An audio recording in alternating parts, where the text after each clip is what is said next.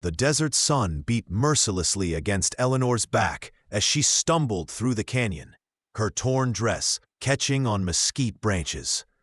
3 days without water, 2 without food. The gold wedding band her grandmother had given her, the last thing of value she possessed, felt heavy in her trembling palm.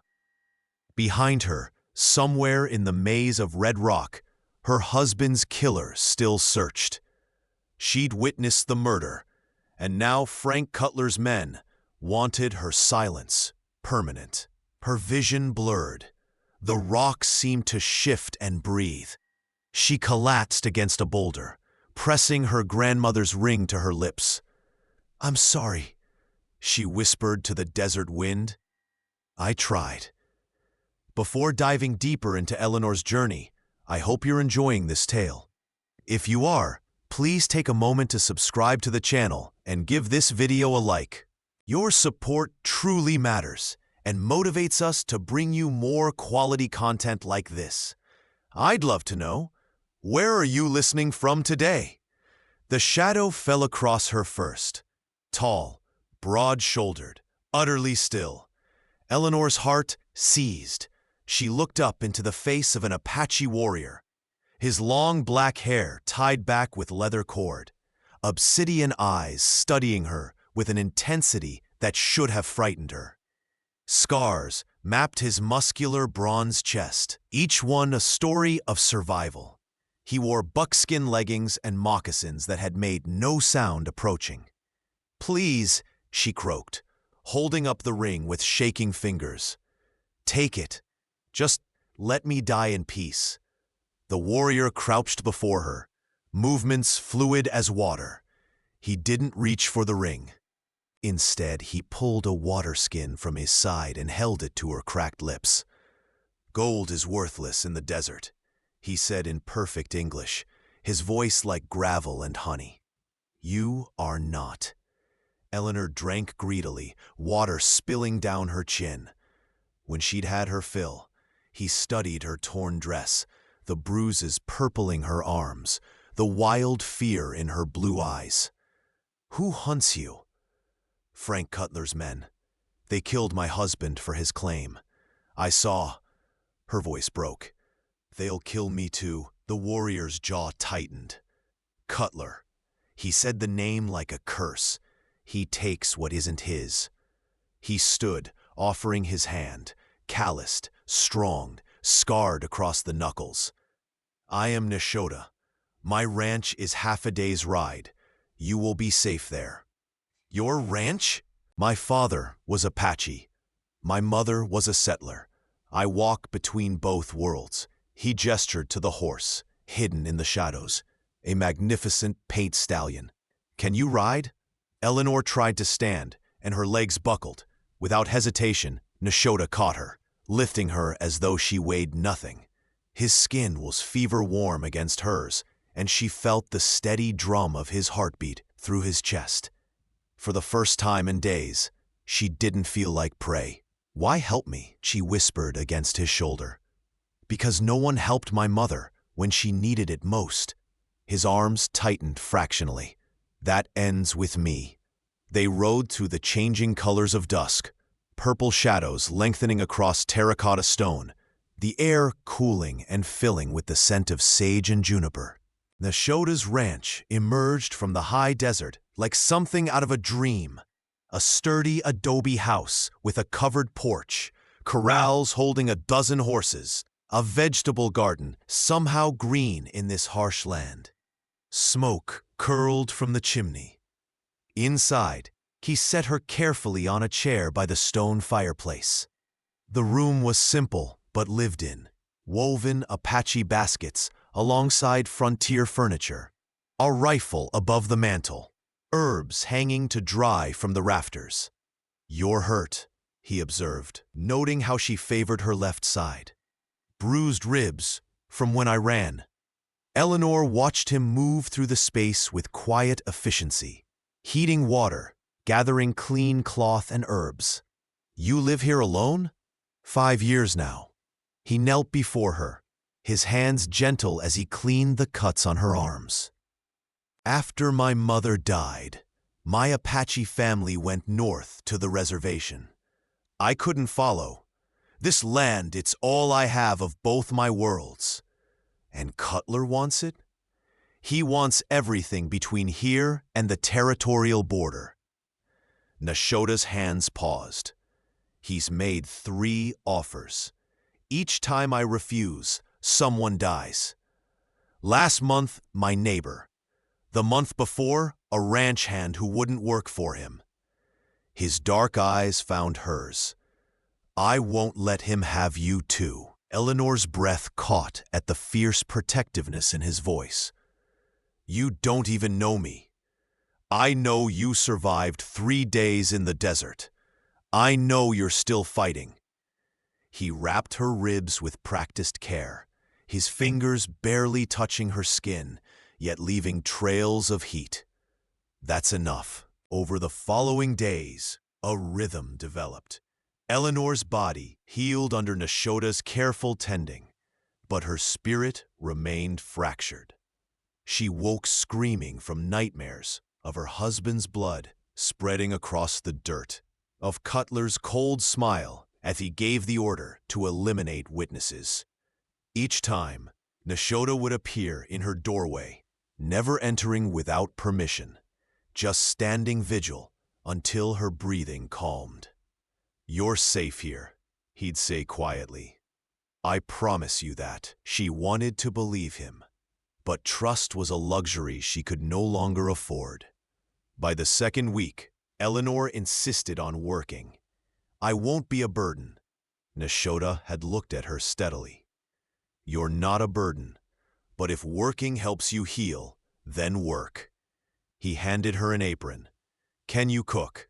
She almost smiled. Better than I can shoot. Then we'll work on both. The kitchen became her domain. Eleanor discovered Nashota had a weakness for apple pie, an impossibility in the desert until he showed her the root cellar he'd dug deep into the earth, where apples from his small orchard stayed cool. She learned he took his coffee black and strong, that he rarely spoke at breakfast, but became more talkative as the day wore on. In return, he taught her to ride his gentlest mare, a dappled gray named Cloud. The first time Eleanor sat in the saddle alone, her heart hammered with terror and exhilaration. You're in control, Nashota said from beside her, one hand resting on her leg to steady her. She feels your fear. Breathe. Show her you trust her. Eleanor closed her eyes, inhaling the scent of horse and leather and the man beside her.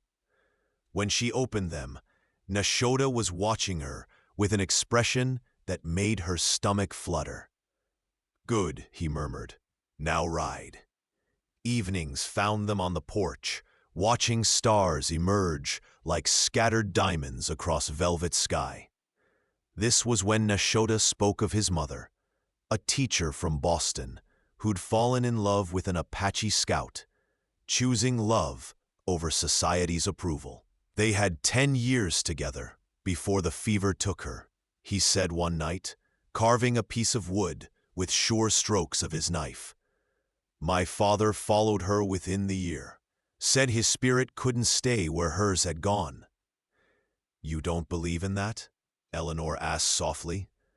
I believe love can be that powerful. He glanced at her, and something flickered in his eyes. I've just never felt it myself. The words hung between them like a question neither was ready to answer. 3 weeks into her stay, Eleanor woke to find the ranch shrouded in an eerie silence. No roosters crowing, no horses nickering for their morning feed.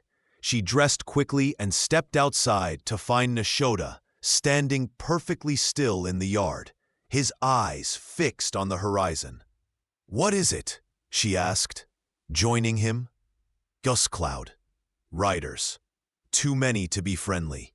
He turned to her, his face grave. Eleanor, I need you to listen carefully. There's a cave half a mile north, hidden behind the waterfall. Take Cloud and— No, she grabbed his arm. I'm not running anymore. You said so yourself. This is different. If it's Cutler, then we face him together. Eleanor's voice was steel. You've taught me to shoot, to ride, to survive. Now teach me to fight. Nashoda studied her for a long moment, then nodded slowly. Get the Winchester from above the mantel. Load it. Stay inside and cover the windows. Don't shoot unless I give the signal. What signal? You'll know it when you hear it. The riders materialized from the heat shimmer. 6 men, Cutler at their head. But this time, they weren't alone. They dragged a wagon behind them, and in it, bound and bloodied, was Sheriff Garrett. Eleanor's blood ran cold. Oh God. Nashoda's jaw clenched. Stay inside, no matter what happens.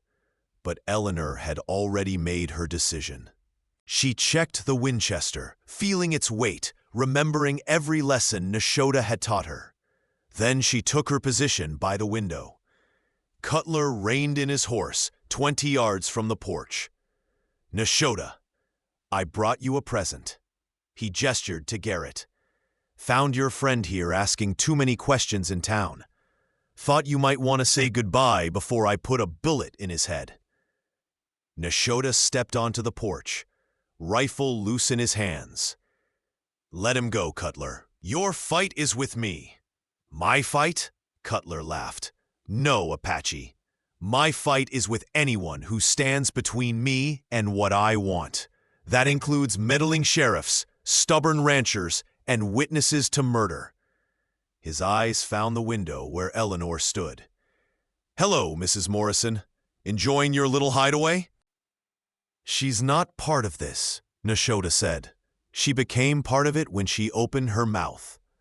Cutler drew his pistol, pressing it to Garrett's temple. Here's how this works. You give me the woman, I let the sheriff live. You refuse? I kill him and burn this ranch to the ground, with both of you inside. Simple math. Eleanor's hands tightened on the rifle. She caught Nashoda's eye through the window. He gave the smallest shake of his head. Wait. There's a third option, Nashoda said calmly. Oh, do tell.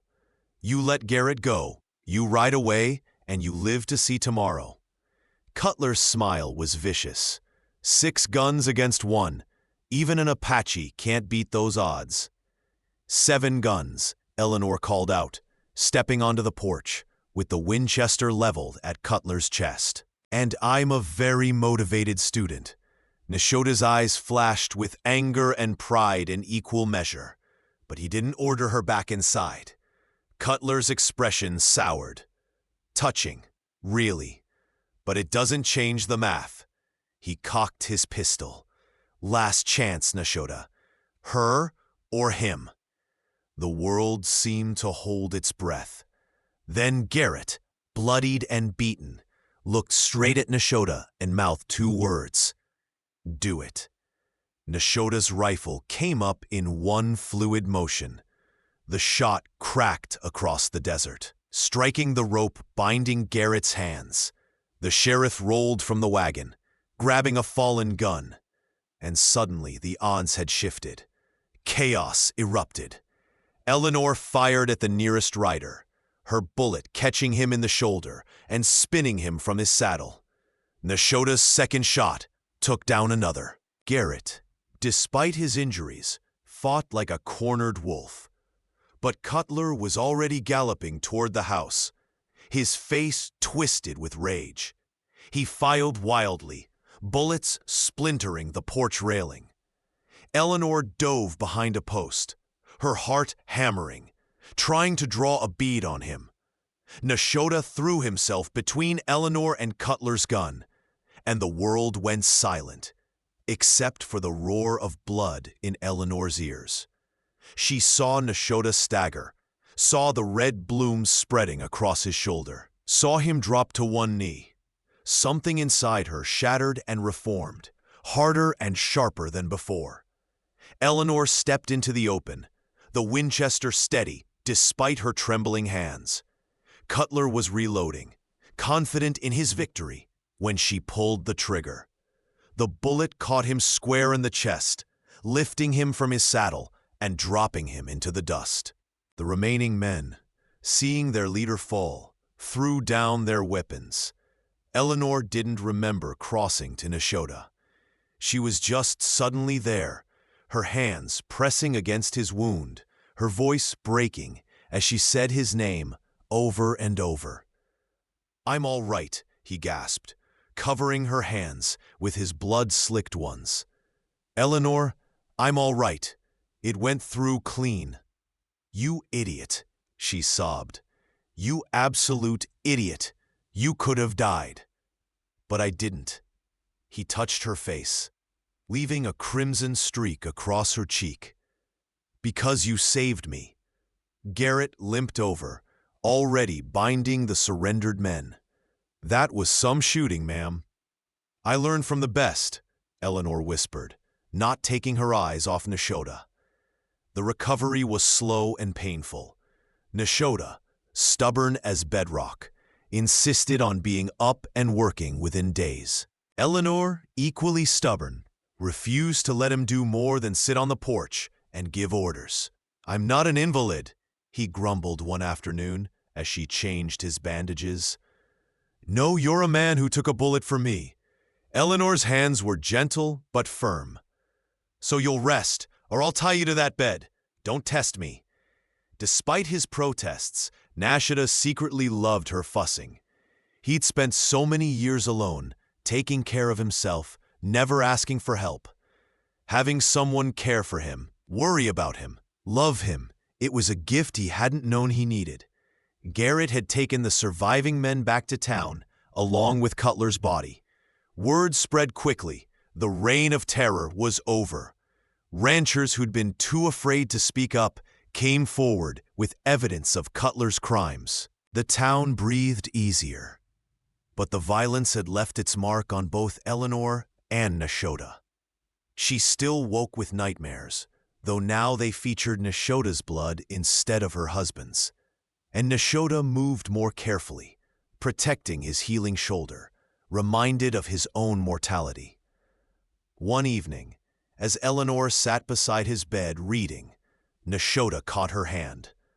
"What you did that day," he said quietly, stepping into the line of fire, shooting Cutler. "That took courage most men don't have." "I was terrified," Eleanor admitted. "Courage isn't the absence of fear. It's acting despite it." He pulled her down beside him, wincing slightly at the movement. "My mother used to say that the strongest warriors aren't the ones who never fall. They're the ones who get back up. Like you? Like us." He kissed her forehead. "We're both warriors now, Eleanor. Scarred, maybe, but unbroken."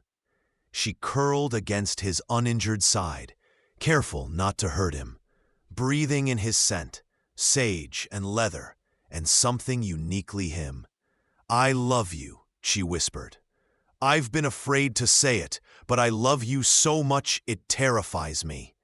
Nashota's arm tightened around her. "I love you too, from the moment I saw you in that canyon, fighting to survive with nothing but will and courage." He tilted her face up to his. "Marry me, Eleanor. Not because you need protection or a home, but because I need you, because my life makes sense when you're in it." Tears slipped down her cheeks. "Yes, yes, of course, yes." They kissed softly, carefully, mindful of his injury, but unable to deny the connection between them. When they finally pulled apart, both were smiling. "There's something you should know," Eleanor said, nervousness fluttering in her stomach. "I haven't had my monthly courses since I arrived here. I think I might be carrying your child." Nashota went very still. Then his hand moved to her stomach, spreading across it with something like wonder. "Truly? I'm not certain yet, but a child." His voice cracked with emotion. Our child, a new life growing from all this death and pain. He looked at her with such fierce joy that Eleanor's heart felt too big for her chest. We'll do better than our parents did. We'll give them both worlds, Apache and settler. We'll teach them to be strong and kind and brave. We'll teach them to survive, Eleanor agreed, and to love without fear. They married on a crisp autumn morning when the air smelled of wood smoke and changing seasons. Garrett, fully recovered and wearing his badge with renewed pride, stood up for Nashota. A seamstress from town named Martha, who'd befriended Eleanor during their visits for the trial, stood up for her. The ceremony took place on the ranch, under the vast blue dome of sky. A traveling preacher spoke of love and commitment, but Eleanor barely heard the words. All she could see was Nashota in his best shirt and vest, his long hair braided with strips of leather and a few small feathers, a nod to his Apache heritage. His shoulder was still healing, but he stood tall and strong, looking at her like she was every sunrise and sunset he'd ever see. Eleanor wore a dress of soft blue cotton that Martha had helped her make, with delicate embroidery at the collar. She'd woven wildflowers into her hair, Indian paintbrush and desert marigold and purple sage. In her hands she carried a bouquet of the same flowers, tied with leather cord. When it came time for vows, Nashota spoke in a mixture of English and Apache, his voice carrying across the desert wind. Eleanor didn't understand all the words, but she felt their meaning in her bones. Promises of protection and partnership, of walking together through whatever life brought. Then it was her turn. "I came to this desert to die," she said, her voice steady despite the tears on her cheeks. "Instead, I found life. I found home. I found you." She took his scarred hands in hers. "I promise to stand beside you, not behind you, to be your partner in all things, to love you in the light and the darkness, in the easy times and the hard, to raise our children to honor both their heritages, and to never, ever give up on us." "You may kiss your bride," the preacher said with a smile. Nashota pulled her close, mindful of his healing shoulder, but unable to hold back. The kiss was tender and passionate, a promise and a celebration, witnessed by the small gathering of friends and the endless desert sky. When they pulled apart, the guests erupted in cheers. Martha dabbed at her eyes. Garrett grinned like a proud father. "Mrs. Nashota," the Apache warrior murmured against his wife's lips. "Mr. Morrison," Eleanor teased back, making him laugh. "I think we can both keep our names," he decided. "Eleanor Morrison and Nashota. 2 people, 1 heart." "Perfect," she whispered. The celebration lasted into the evening. Martha had brought a cake, somehow light and fluffy, despite the desert heat. Neighboring ranchers brought whiskey and music. Someone produced a fiddle, another a harmonica, and soon the desert night was alive with sound and joy. Eleanor danced with her husband, careful of his injury, her head against his chest, listening to his heartbeat. Around them, people laughed and celebrated, but they existed in their own bubble of happiness. "I wish my mother could have met you," Nashota said quietly. "She would have loved you, your strength, your spirit." "I wish my grandmother could have met you," Eleanor replied. "She always said I'd know the right man when I found him, that he'd see me, really see me, not just what he wanted me to be." She looked up at him. "You see me, Nashota, all of me, the scared parts and the strong parts. And you love me anyway." "Not anyway," he corrected. Because of all of it, every scar, every fear, every moment of courage. You're not perfect, Eleanor. You're real, and that's infinitely better.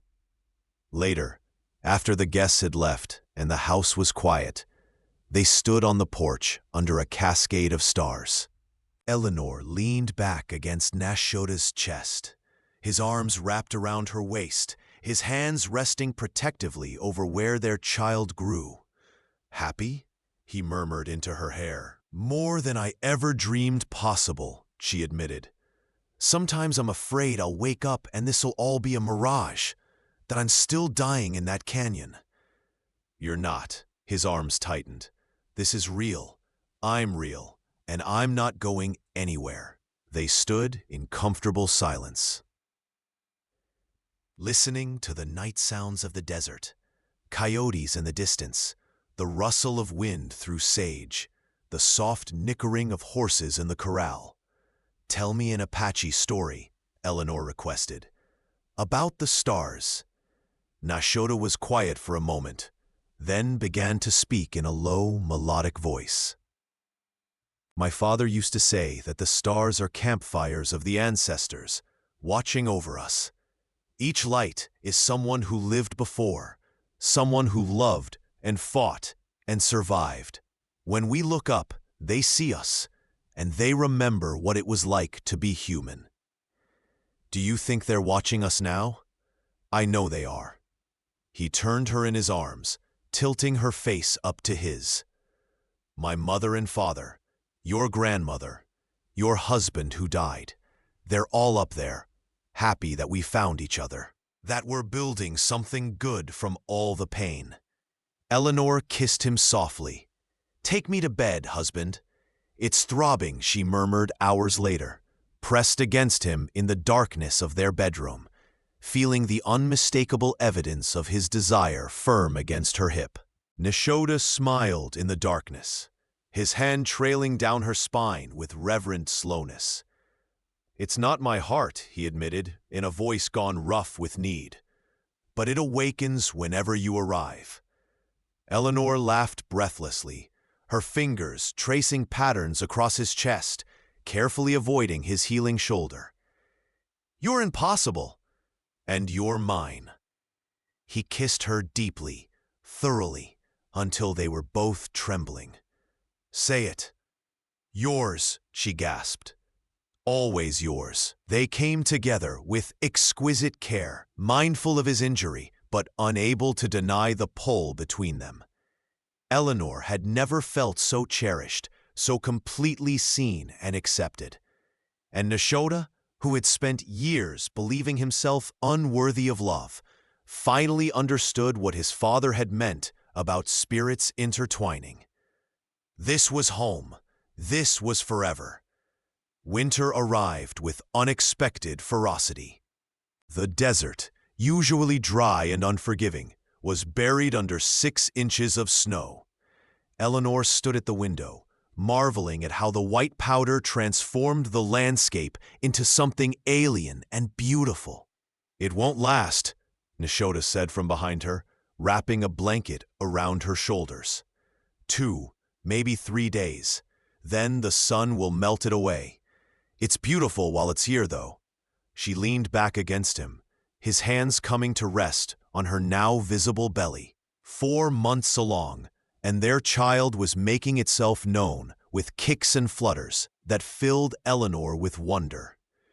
"We should check on the horses," Nashoda said, though he made no move to leave their warm house. "We should," Eleanor agreed, also not moving. They stood together, watching snow fall in lazy spirals, the world hushed and peaceful. It was a rare moment of stillness in their busy lives. The past months had been filled with work. They'd expanded the ranch, taking over the properties of ranchers who'd left after Cutler's reign of terror. Eleanor had proven to have a gift for managing the books, her neat handwriting filling ledgers with figures that showed steady profit. Nashoda worked with the horses, breeding and training them for sale. Together, they were building something that would last. But it wasn't always easy. There were still those in town who looked sideways at the Apache warrior and his white wife, who whispered behind their hands about half-breed babies and broken conventions. Eleanor faced them with a cold fury that made even the boldest gossips think twice. "Let them talk," Nashoda had said when she'd come home in tears after a particularly ugly encounter at the general store. "Their small minds don't determine our worth. I just want our child to grow up free of that hatred," Eleanor had replied. "They will, because we'll teach them to be proud of who they are, to own both their heritages without shame." He'd cupped her face, his thumb brushing away her tears. "Our child will be strong, Eleanor, like their mother." Now, watching the snow fall, Eleanor thought about that strength, about how far she'd come from the terrified woman in the canyon, about how love had transformed them both. "I'm going to check on the horses," Nashoda finally said, kissing her temple. "Stay warm." "Ah! Be careful!" she called as he bundled into his heaviest coat and headed for the door. "It's slippery out there." He paused, looking back at her with such tenderness, it took her breath away. "I love you, Eleanor Morrison Nashoda." She smiled. They'd compromised on names, hyphenating them both. "I love you too, husband." Nashoda was gone less than 10 minutes when Eleanor heard the crash. She ran to the window, her heart in her throat, and saw him lying motionless in the snow near the barn. "Nashoda!" She didn't think, just grabbed her coat and ran, slipping and sliding across the icy ground. "Nashoda! Please, please be okay." He was conscious when she reached him, but his face was gray with pain. "My leg," he gasped. "I think it's broken." Eleanor's nursing instincts kicked in. She examined the leg carefully. Definitely broken, but the bone hadn't pierced the skin. "Can you stand if I help you?" "I can try." It was agonizing work, getting him back to the house. Nashoda bit back groans of pain, his arm heavy across Eleanor's shoulders, hopping on his good leg. By the time they reached the porch, both were sweating despite the cold. Inside, Eleanor helped him onto their bed, then grabbed every medical supply they had. She'd learned much over the past months, but setting a broken bone was beyond her skill. "We need a doctor," she said, trying to keep the panic from her voice. "Town is 5 miles away. In this snow, with night falling?" Nashoda shook his head. "You can't go alone. I'm not leaving you like this." Eleanor looked at his leg, already swelling inside his boot. She had to cut the boot off, had to stabilize the leg somehow. "I can do this. You taught me to be strong. Now let me prove it." What followed were the longest hours of Eleanor's life. Using everything Nashoda had taught her about Apache healing, combined with the frontier medicine she'd learned from Martha, she carefully cut away his boot, examined the break, and set the bone as gently as she could.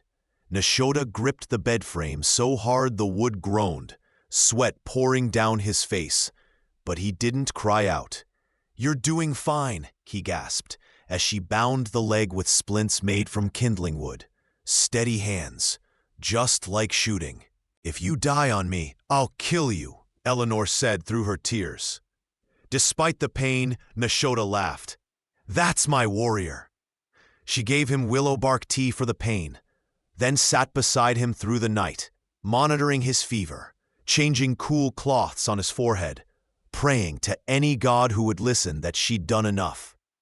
As dawn broke, painting the snow-covered desert in shades of gold and pink, Nashoda's fever broke. His eyes cleared, finding hers. "You saved me," he whispered. "You saved me first," Eleanor replied, gripping his hand. "It's only fair." "We save each other," Nashoda corrected. "That's what partners do." The doctor, when he finally arrived 3 days later after the snow melted, examined Nashoda's leg with a critical eye. Then he sat back, looking at Eleanor with new respect. "Ma'am, you set this bone as well as I could have done. Maybe better. Where'd you learn to do that?" "From necessity," Eleanor said simply. "And from the best teacher in the territory." Nashota squeezed her hand, pride shining in his eyes. Spring arrived with an explosion of wildflowers. The desert, briefly fed by winter snow, burst into bloom. Purple lupine and orange poppies, white datura and red Indian paintbrush. Eleanor walked through this riot of color, her hand on her heavily pregnant belly, marveling at the beauty. Nashota's leg had healed well, though he still walked with a slight limp. He worked alongside her in the garden, planting vegetables for the coming season, preparing for the arrival of their child. They'd converted the spare room into a nursery. Eleanor had sewn curtains and a tiny quilt. Nashota had carved a cradle from mesquite wood, every detail perfect, working on it during the long winter as his leg healed. The cradle rocked on curved runners, and he'd burned Apache symbols of protection into the headboard, alongside Christian crosses.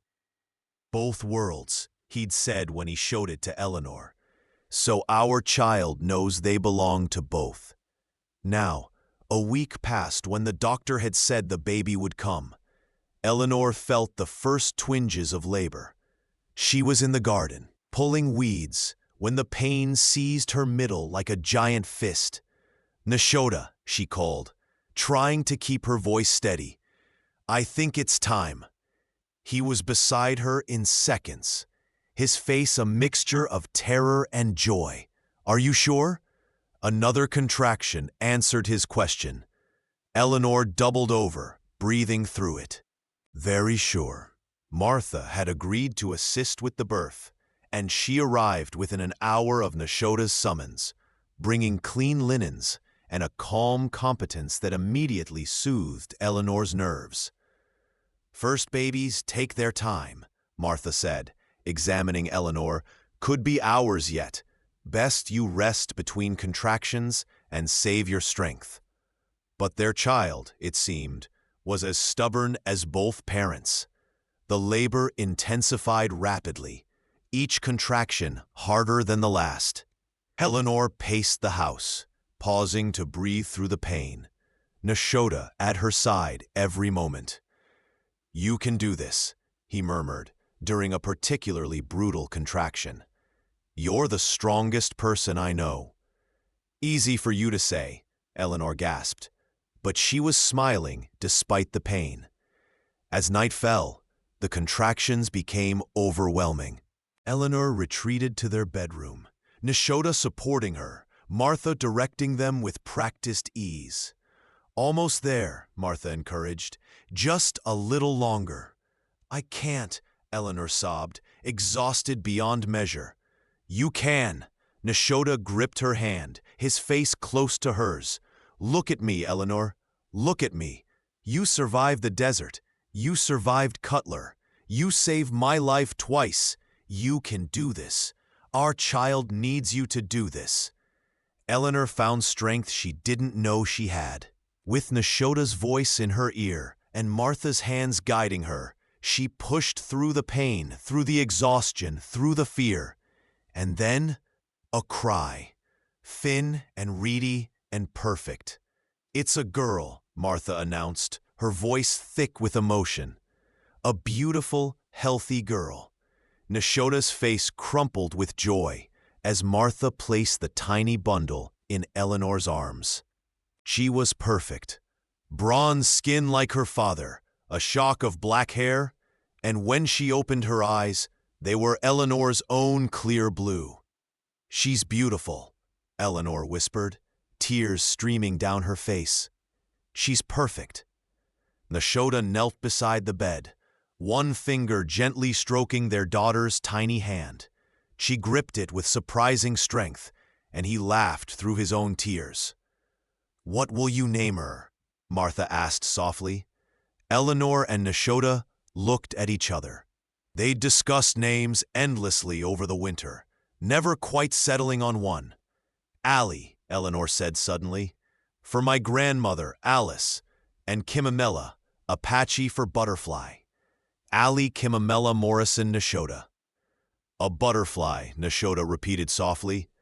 Something beautiful that emerges from darkness and flies toward the sun. He kissed Eleanor's forehead, then his daughter's. Perfect. The first year of Allie's life was filled with firsts. First smile, first tooth, first word, which sounded suspiciously like horse to Nashota's delight. She grew strong and curious, equally happy being carried in Eleanor's arms or strapped to Nashota's back in the traditional Apache cradleboard he'd made. The ranch prospered. Word spread about Nashota's skill with horses, and buyers came from as far as Santa Fe and Albuquerque. Eleanor's gardens produced more than they needed, and she began selling vegetables and herbs in town. They hired 2 ranch hands, young men who'd come west looking for honest work, and found it with the Morrison Nashotas. But it wasn't all easy. One scorching summer day, when Allie was 14 months old, Eleanor noticed something wrong. The baby was fussy, burning with fever, refusing to eat. By evening, she was listless and barely responsive. "We need the doctor," Eleanor said, terror making her voice sharp. "He's 3 towns away, treating an outbreak of influenza," Nashota replied, though his own face was gray with fear. "It would take 2 days to reach him." "Then what do we do?" Eleanor held Allie close, feeling the heat radiating from her tiny body. Nashota was quiet for a moment, then stood. "There's a healer, an Apache woman who lives in the foothills. She delivered me, taught my mother about desert medicine. If anyone can help." He didn't finish the sentence. They rode through the night, Allie bundled against Eleanor's chest, Nashota pushing his horse harder than he ever had before. The journey that should have taken 4 hours took 3, and by the time they reached the small adobe house hidden among the rocks, dawn was breaking. The woman who answered their knock was ancient, her face a map of wrinkles, her eyes sharp as obsidian. She took one look at Allie and ushered them inside. "Ayashe," she said to Nashota in Apache. "It's been many years." "Grandmother Spider," he replied, using the respectful term for elder women. "My daughter is sick. Please." The old woman took Allie from Eleanor's arms, examining her with gentle, knowing hands. She murmured in Apache, mixing herbs with practiced efficiency, creating a paste that she rubbed on Allie's chest and a tea she coaxed down the baby's throat. "It's a sickness of the lungs," she said in English, glancing at Eleanor. "Common in little ones. Usually it passes, but sometimes—" She didn't finish. "What can we do?" Eleanor asked, her voice breaking. "Wait, pray, keep her cool. Give her this tea every few hours." The old woman handed Eleanor a pouch of herbs. "And love her. Sometimes that's the strongest medicine." They stayed at Grandmother Spider's house for 3 days, watching over Allie as she fought the fever. Eleanor barely slept, constantly checking their daughter's breathing, sponging her with cool water, murmuring prayers and promises. Nashota sat vigil beside them, his hand on Eleanor's shoulder, his eyes never leaving his daughter's face. On the 3rd night, Allie's fever broke. She opened her eyes, saw her parents, and smiled. It was the most beautiful thing Eleanor had ever seen. "Thank you," she sobbed to Grandmother Spider. "Thank you." The old woman patted her hand. "The medicine helped, but it was your love that saved her. Never forget that." As they prepared to leave, Grandmother Spider pulled Nashota aside. Eleanor saw them talking in low voices, the old woman's hand on his cheek. When he returned, his eyes were wet. "What did she say?"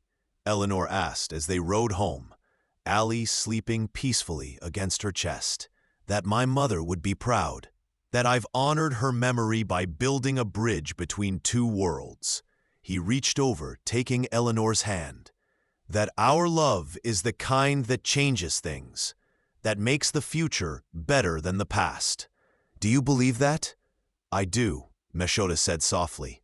"Because of you, because of Allie, because somehow, out of all the pain and death and loss, we found something worth living for." Eleanor leaned toward him, careful not to disturb their sleeping daughter. "I love you, Nashota, more than words can say." "And I love you, Eleanor Morrison Nashota, forever." Years passed like pages turning in a book. Allie grew into a whirlwind of a child, fearless, curious, equally comfortable speaking English and Apache, riding horses before she could properly walk, fascinated by everything from her mother's herb garden to her father's tracking skills. 2 more children followed, a son they named Thomas after Eleanor's father, with his mother's blonde hair and his father's dark eyes, and another daughter, little Sarah, who had her father's bronze skin and her mother's stubborn chin. The ranch expanded until it was one of the most successful in the territory. Eleanor and Nashota became known not just as ranchers, but as mediators, people who could speak to both Apache and settlers, who understood both worlds, who worked tirelessly for peace. One evening, when Allie was 10 and already showing signs of becoming as formidable as her mother, the family sat on the porch, watching the sunset paint the desert in impossible colors. "Tell us the story," Allie demanded, snuggling against her father. "About how you met Mama." Nashota glanced at Eleanor, who smiled and nodded. This story had become family legend, told and retold, each time polished to a shine. "Your mother was the bravest person I'd ever seen," Nashota began. "Lost in the desert, dying of thirst, and she still had the strength to offer me her grandmother's ring for help." "But you said gold was worthless," Thomas piped up. He'd heard this story 100 times, but never tired of it. "I did, because your mother was worth more than all the gold in the world." "That's so romantic," Allie sighed.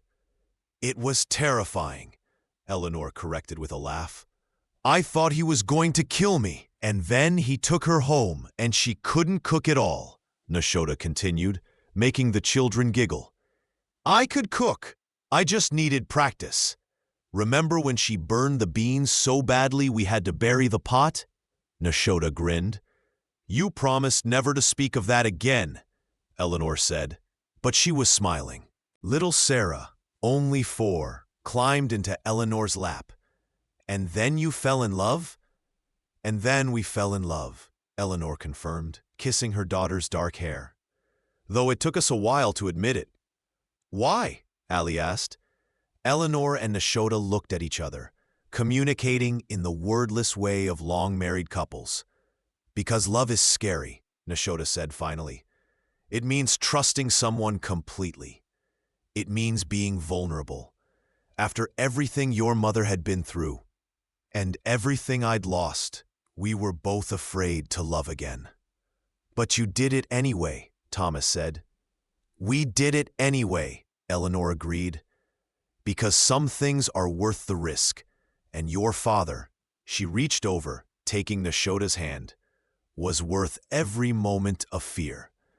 As darkness fell and the stars emerged, the children eventually drifted off to bed.